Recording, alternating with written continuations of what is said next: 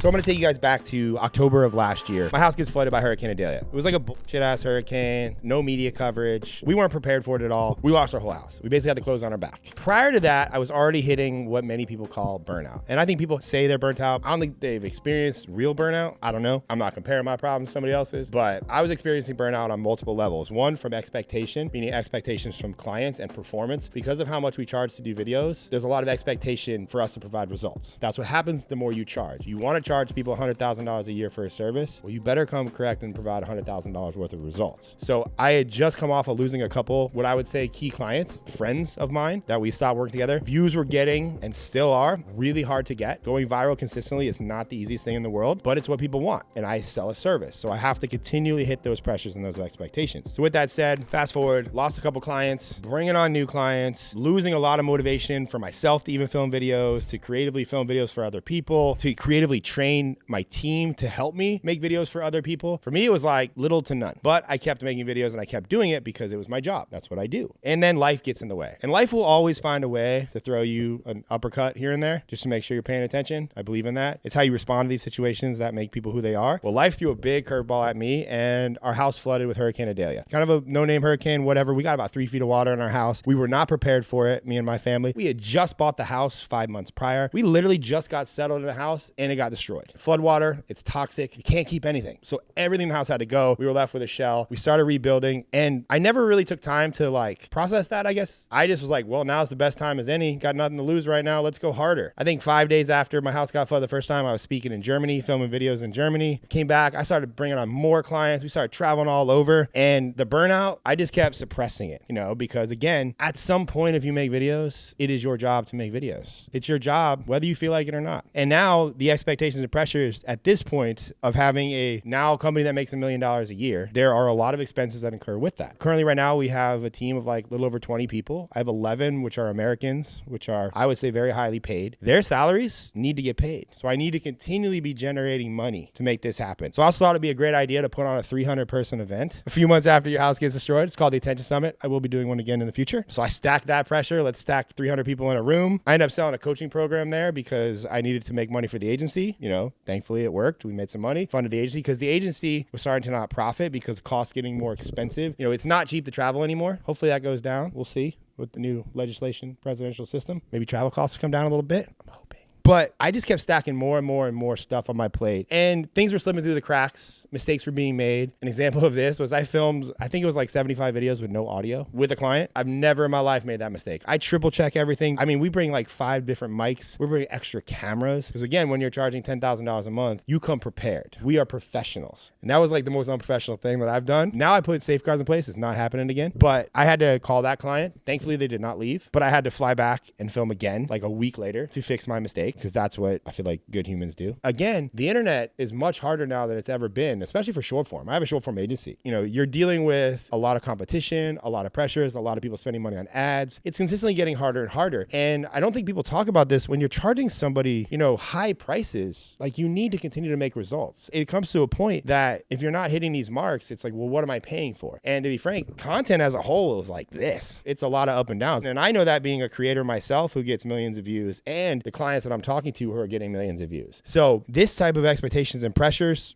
I can keep talking about burnout, but it's tough. I feel bad for other creatives, whether it be for yourself or you're doing it for other people. It's not talked about. The pressures of constantly coming up with new topics, new ideas, new videos. And then even when you make them, like when you think you come up with a good topic or a good idea, and then you put it into action, which separates you from everybody because you take action and you do it, and then it flops, and you deal with that over and over and over and over again. Like that, do that for years, it wears on you. It also makes you really jaded, because also in the whole point of this, you're getting comments. Because if you're doing this good, you're getting millions of views. I will use myself in this situation. I make triggering videos. I make videos that need to get views, because if my clients see me getting views, then they feel comfortable paying me to help them get views. That's my whole business strategy. Grow my brand enough, get views, and then help other people get views. It's worked pretty well. It's made over $3 million. The system works, but there's a lot of processes and things that happen, because the more views you get, you will get hate. I think it's even getting worse. The country is very divided. The internet is harsh. And people are just trying to get their moments of dopamine. Like, have you ever seen, you look on a video and you see the top comment has like 20,000 likes? There are literally people that go through and leave comments on videos trying to get the top liked comment. Did you know that's the thing? Yeah, that's the thing. Let me tell you, sometimes they're good comments. I ain't gonna lie. Sometimes they hurt. It's the ones that are like slightly true that hurt the most. But, I digress. Either way, you're dealing with these constant pressures, and people don't talk about this. Clients definitely don't recognize this to the creators that help them because they're dealing with their own and then the creators that are making videos, they just suppress it. They just keep putting it down. And I've heard of so many people having panic attacks and anxiety attacks that are creators, let alone being creators and helping other creators. Because you inherently, if you help somebody do something, you take on a responsibility, and then especially if you charge money or charge a premium amount of money, it becomes your responsibility. Unless you're not human, that affects you. And we've been doing that for years, and that was really starting to affect me. But those things, again, I have a job to do, and now all these pressures and responsibilities, and also a personal brand and all those pressures and responsibilities. Again, I don't want this to be about pain and like depression and things of that nature, because I generally don't believe in that. I believe that people choose to be victims and people choose not to be victims, and I don't choose to be a victim. But just know that, like, I know other people are dealing with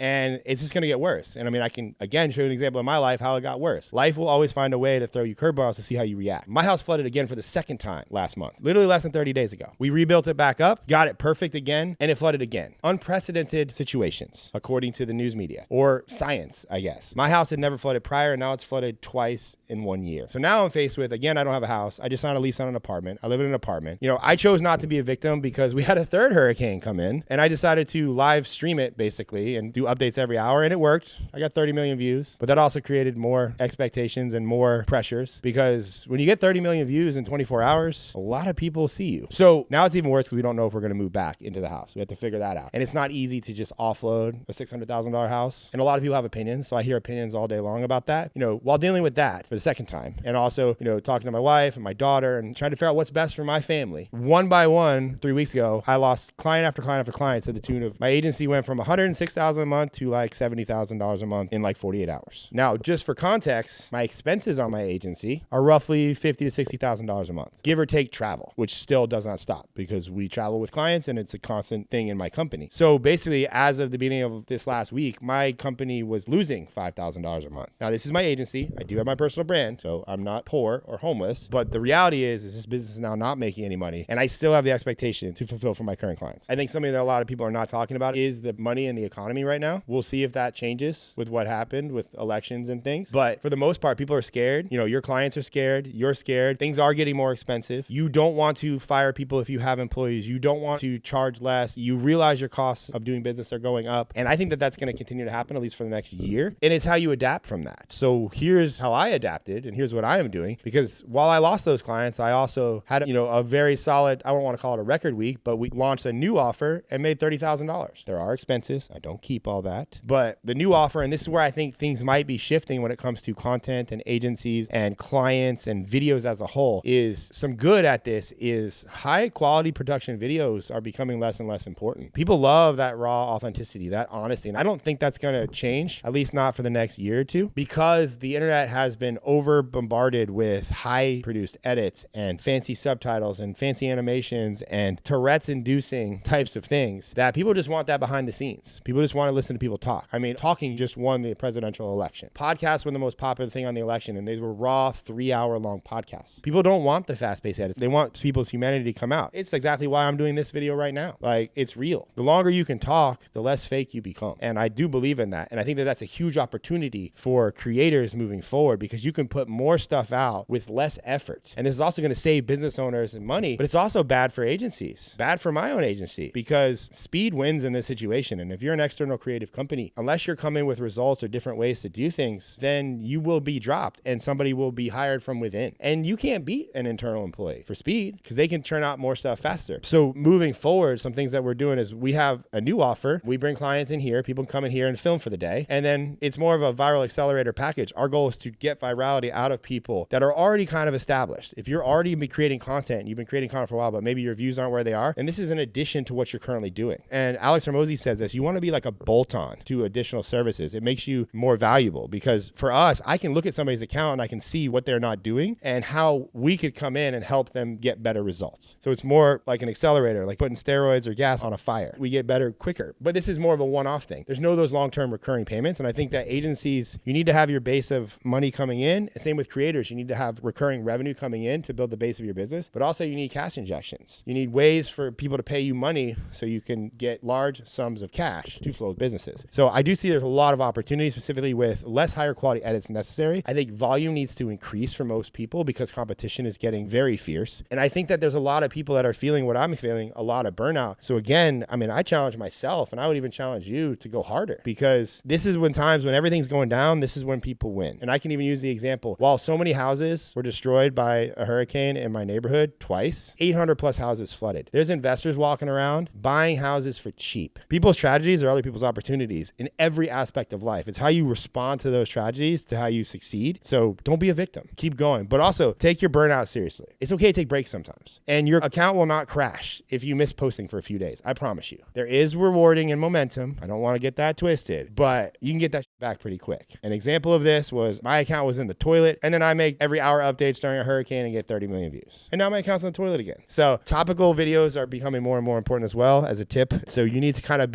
move at a faster pace. And if you can do that, I think you will win. So here's some things I'm doing to kind of take care of my burnout or at least help it. I have put the traveling to a minimum for myself. I put some more boundaries up for the clients, which that has lost me some clients. And I'm willing to accept that loss right now. Another thing is I've always been serious. I do CrossFit. I make sure to not miss those because the longer I go and I miss CrossFit, things get all weird up here. I make it a point to do 3-4 days a week without fail. I started cycling again. I wasn't cycling for years. I used to be a pro cyclist. I needed to start doing that for myself. I actually took a week vacation and I did check my cell phone. I ain't gonna lie. I couldn't totally check out for 7 days, but went on a cruise for 7 days and checked out with the family. But I think being aware of it and know that it's okay. I think creators don't let themselves say that it's okay. And that for me has been huge. And for me, it's okay if I might lose money or it's okay if somebody might get upset at me, but it's more for the long term. Like if I say yes or I don't lose money, that's a short-term thing. That's not a long-term thing because the longer you do this stuff, you need to take, we'll call it mental health and burnout seriously because if your job is based on creativity, the more creative you are, the more money you're going to make, the more clients you're going to get, the more views you're going to get. And that creativity comes in different formats. It could come in the way of traveling to do stuff. It could come in the way of how you speak on camera, like speaking creatively. All these things weigh and they need to be kind of optimized so you can perform on camera and get views and or help other people get views. So that's some things that I've been dealing with. So point being, just to wrap this up, it's okay to feel burnout, but don't let burnout stop you from moving forward. But take whatever time you need. Do the things you need to do to kind of make yourself happy, even if that makes other people unhappy.